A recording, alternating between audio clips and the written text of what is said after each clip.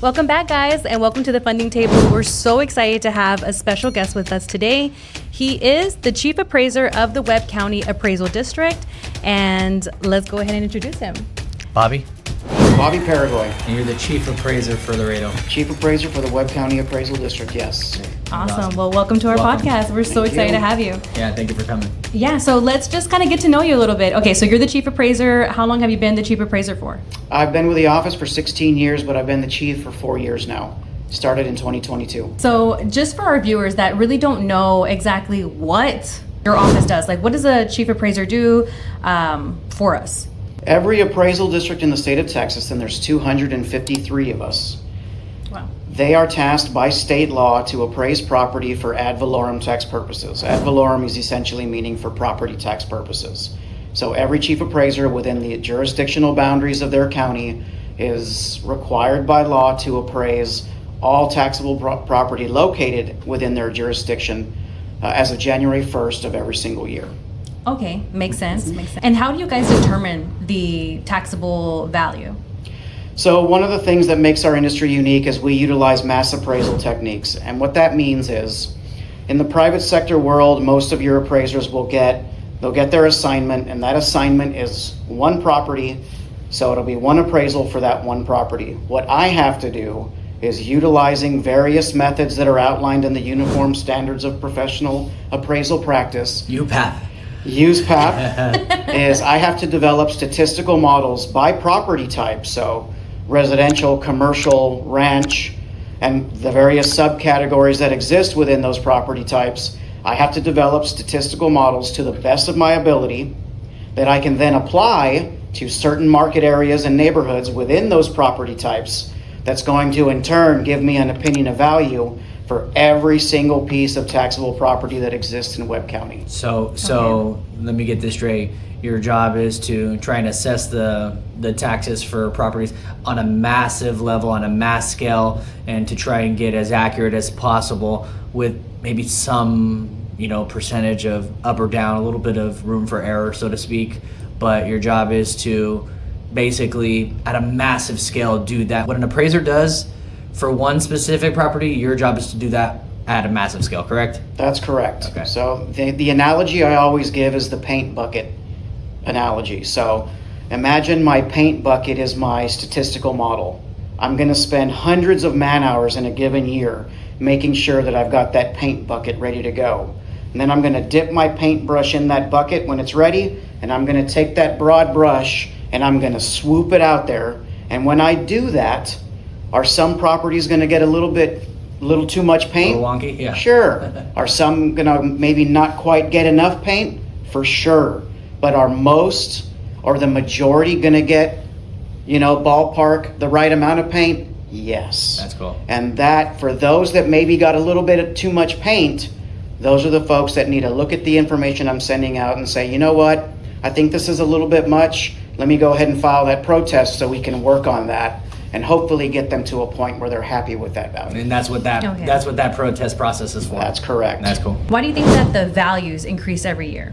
Like let's say even if market is slow, because we deal a lot in the real estate market and financing. So, let's say a market slows down and there's not too many transactions here or there. And so values, in the transaction side of things might not be going up, but maybe values on the appraisal side are. Why would that happen? So under the state law, I'm required to appraise property at the price at which it would transfer for in the open market under prevailing market conditions. So you talk about the number of transactions, but you talk also about the price that it's transferring for. So yes, the market may have slowed down in terms of the frequency of properties changing hands. But for me, it's all about what are those properties transferring for. So 2 years ago in a given neighborhood, maybe you had 50 sales, and those 50 sales were dictating plus or minus, and I'm just throwing numbers. That's okay. Plus or minus $400,000 as a general ballpark that this particular neighborhood's selling for.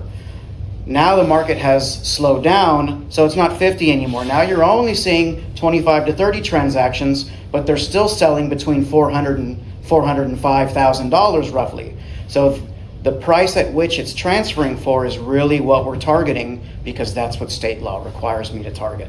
What's the biggest misconception homeowners have about property taxes and appraisals? All right, so there's probably two that we hear the most. Number one, I am not an employee of Webb County.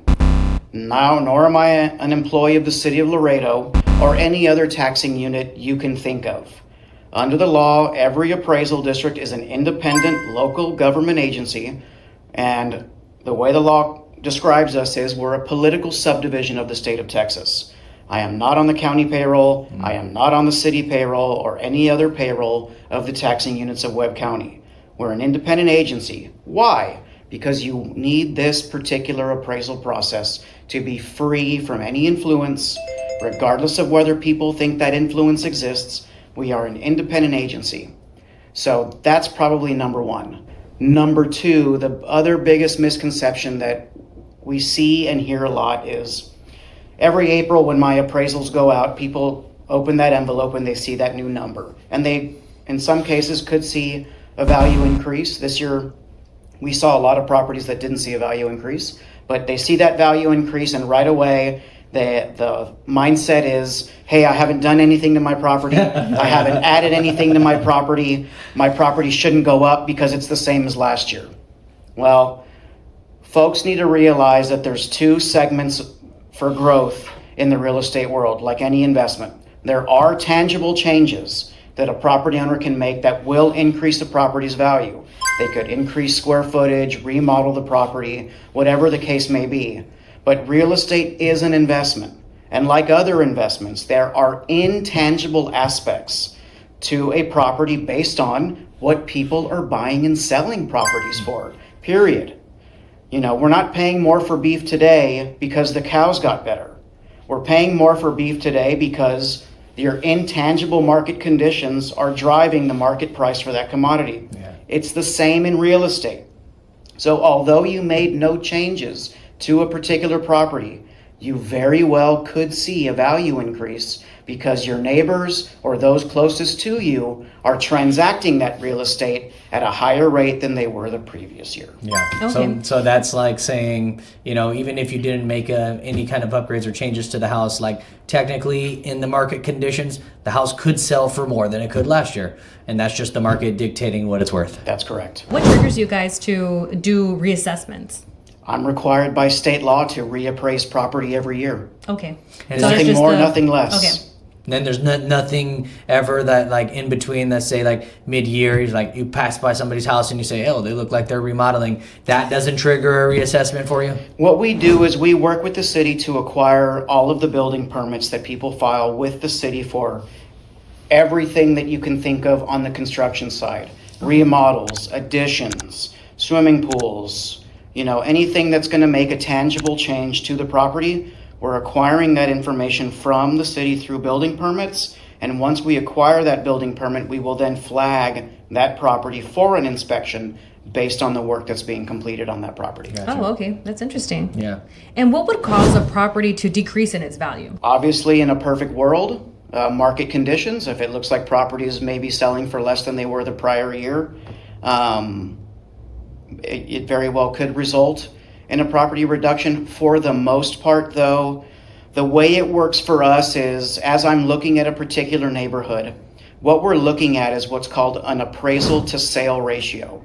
So whatever sales I have in that neighborhood, I'm going to compare those sales prices to my current appraisals, and I'm going to derive that ratio. I'm required by law to have a ratio between 95 and 105 of the market being that sales price. And again, in a perfect scenario, 100% or 1.00 is the ratio that we're shooting for. So if I'm looking at a neighborhood, I run that analysis and my appraisal to sale comes back at 1 or very close to it, I'm not going to touch that neighborhood for reappraisal. And if they're seeing a value reduction, it's likely due to just regular depreciation on the structure. Okay. That's the most common scenario. That's really cool. Nice. It's really cool to hear this from your perspective Yeah. and see kind of the behind the scenes of what you deal with. That's really cool. Yeah, It really is. because it's like also for our industry too. Like not many people see the behind the scenes, and Sure. it could be a little chaotic too. and, you know. and then we're also homeowners, so Well, and folks Yeah. think that a lot of people in town think that I get to do whatever I want to do. That I'm just like Yeah, that's a big that I'm just misconception. this rogue agency that sits in this little, workroom, and I'm like, hey, let me make these values whatever I want them to be, and it's so far from the truth. I'm Yeah. one of the most heavily regulated agencies in the city. I have a 500-page book of laws that only applies to my organization. Wow. And I am audited by the state every single year.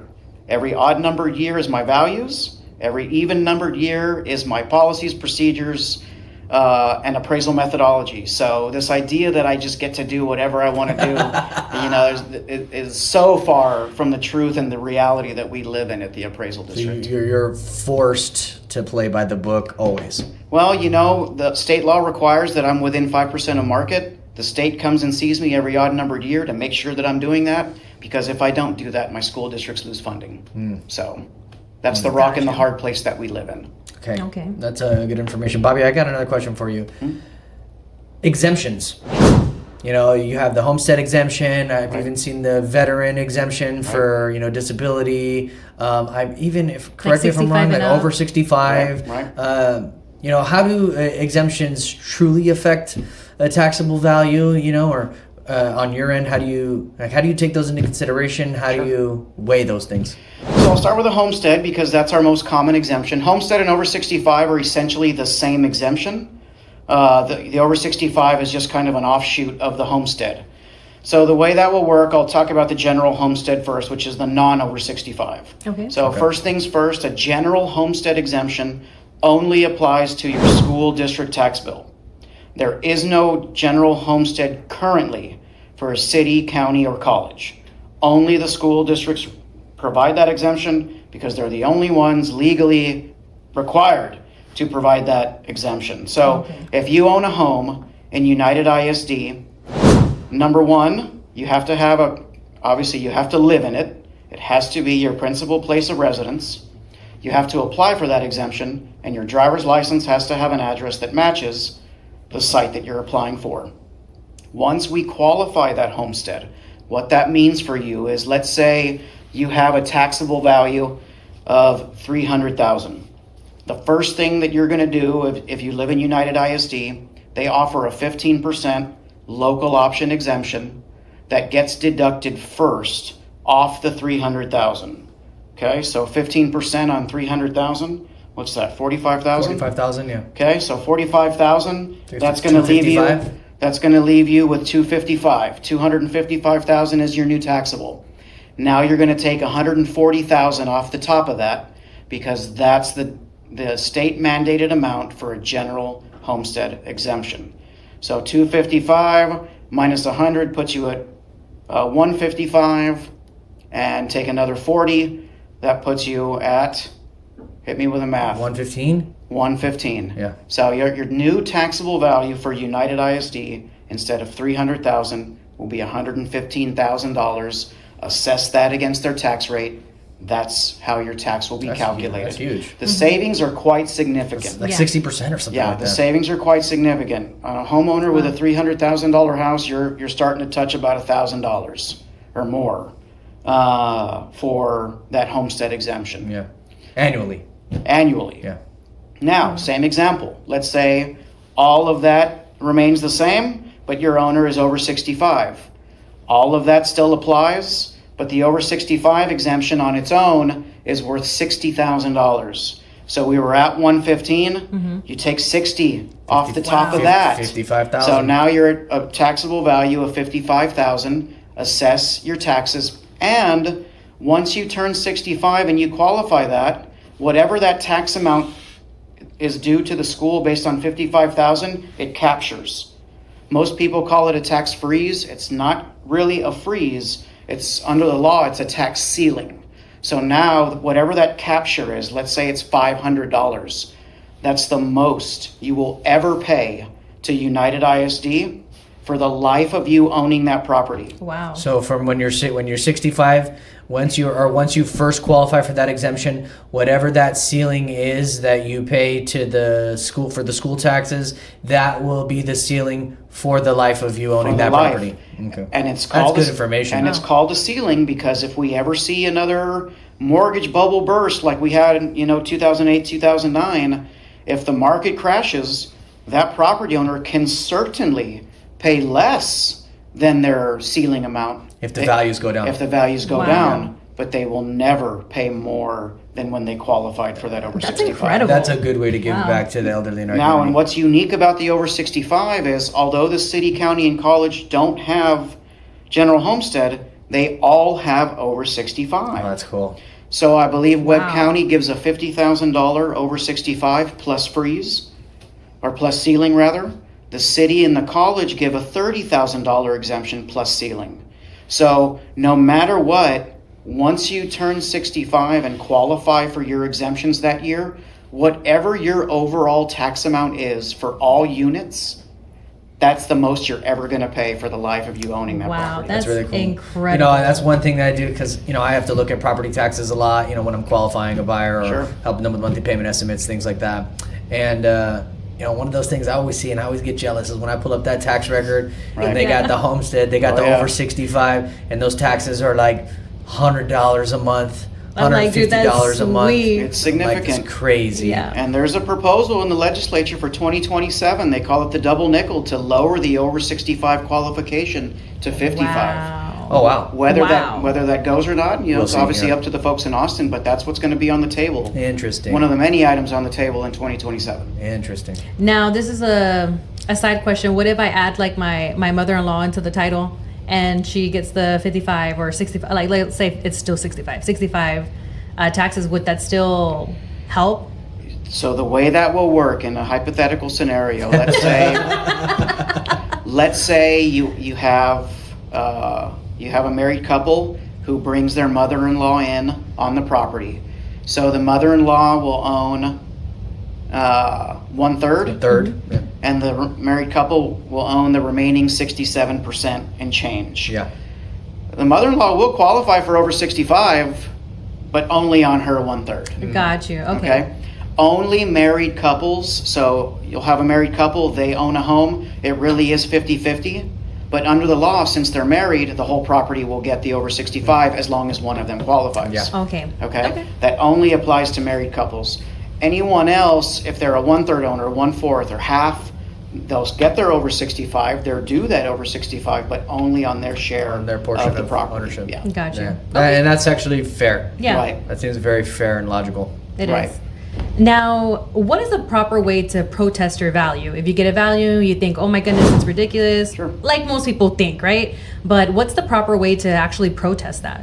I mean, there's three primary ways we see nowadays. We obviously prefer and try our best to push everyone onto my website.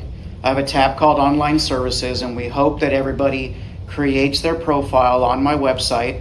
They manage their properties through that portal because they're able to file their protest straight through the portal. They can upload pictures of damages or any documentation straight into their protest. My staff can review all of that information. It's a seamless level of communication. My staff can reduce that value, send that reduced value to the property owner through that portal, and they can accept or reject that value based upon what they're seeing. And it's just a full open Streamlined. line of Yes. communication with the property owner without them having to leave the comfort of their home or leave work. They're able to do it right there through their phone, and it's the most convenient way. Yes. Of course, people can visit us, 3302 Clark Boulevard, drop off their paper protest, and we will either call, email, or however the property owner prefers for us to communicate with them. And of course, they can email them in. Staff will facilitate that, and then whatever appraiser gets assigned to that case will reach out via either through phone or email as well. But the preferred method is online. Well, the preferred method is online because it's an absolutely streamlined way of communicating without a lot of overhead for both parties.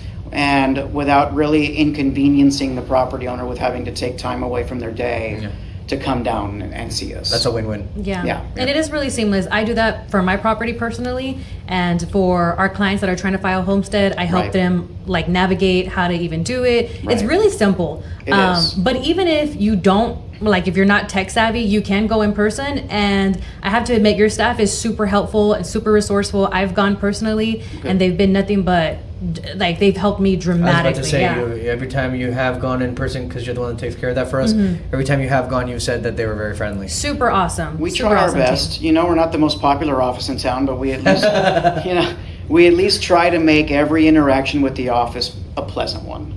We're not going to make everybody 100% happy all the time. We're not going to always be able to deliver maybe what a property owner is looking for, but at the end of the day, we always try to at least Broad hope strokes. it's pleasant and satisfactory for sure. I got a question for you, Bobby. Here's another good one. Okay. So, there's a lot of new construction here in Laredo.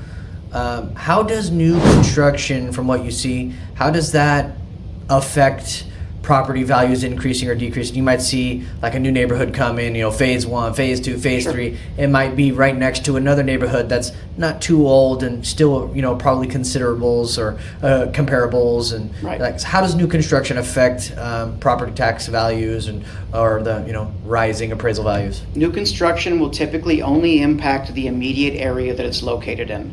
If I have a new phase of a neighborhood and the phase next door was built, let's say 7, 8, 10 years ago, but this new phase is coming online now, we are going to do our best to make sure that whatever market data that we have is specific to that brand new area. Now, if I have two phases that sit next to each other and they're only a year or two apart in age, we will likely analyze them together because for all practical purposes, it's new. Yeah. Okay. But if you're talking, 8 years against something that's brand new, we're going to analyze that brand new area based upon the market data specific to that brand new area. That way we're not overly inflating our existing construction that's been sitting there for the better part of a decade. Got you. Interesting. I love that. Yeah. Do you guys look at it the same way when, let's say, a new development is coming into, a certain area and they continuously from phase 1, and the moment they finish phase 1, move on to phase 2, you guys will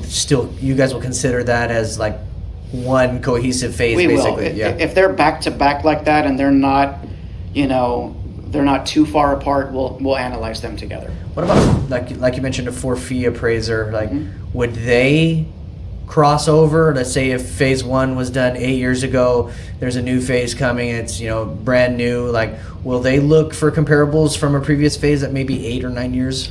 I would say I can't say for sure. Every fee appraiser is going to make their own assessment and judgment of the comparables that they're using, but I think that I would assume that fee appraiser is going to be looking for comparables that are at least within maybe a 2 or 3 year variance of the subject if it's new construction. I doubt that they would pull, an older comp if there's data available in a more comparable, newer type area. Gotcha. Okay. But I can't say for sure. I don't live in that world, so. That's up to each appraiser and their valuation methods. Got you. Okay. Now we're going to go into our final segment of the podcast, which is the rapid fire. So you're just going to answer these questions, whatever pops up to mind, okay? I'll do my best. Okay. All right. What is the most overvalued feature when it comes to a property? The most overvalued feature when it comes to a property, down here, appraising land in a mass appraisal environment gets a little tricky. Okay.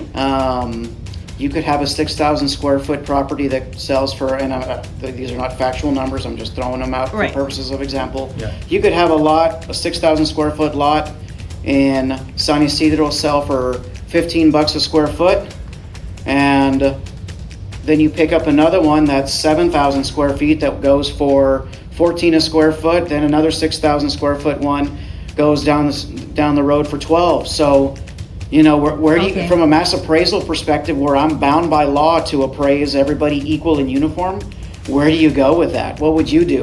What's the right one? Yeah. Good question. We do our best to, get you a ballpark of where we think. should it be the 12? Should it be the mid, or should it be the high? That gets tough sometimes because for whatever reason, someone could see a plot of land and love it and, pay out the wazoo for it.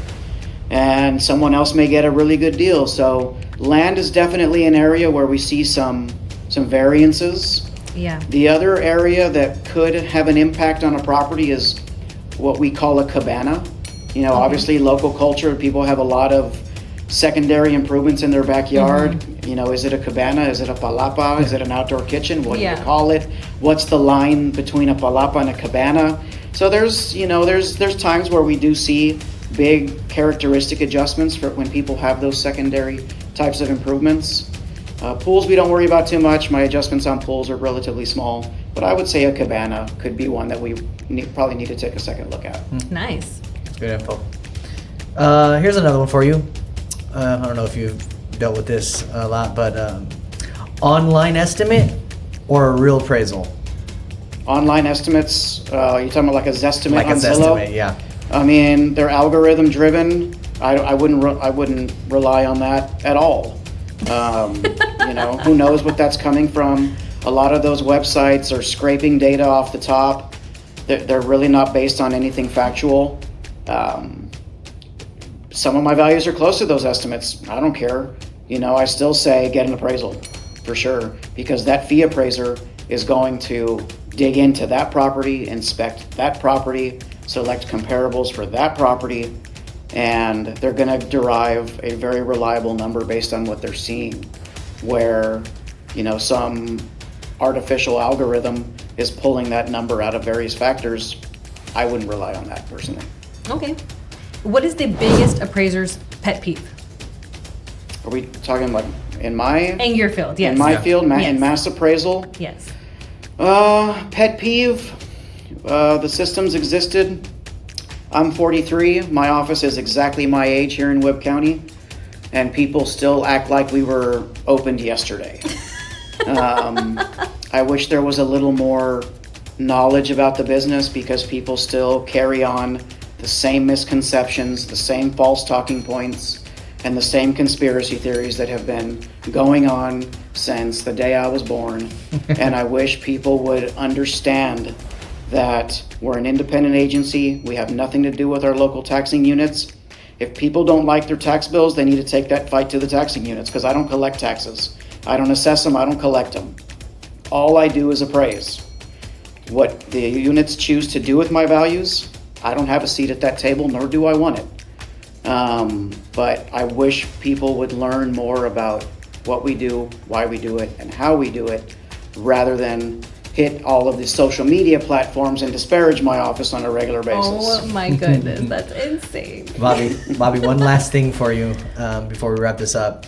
If you had to leave, we deal with a lot of homeowners, home buyers, refinancers, a lot of real estate professionals. So if you had to leave either a tip or one bit of general information that you would share with the people watching, what would that be, considering properties and values?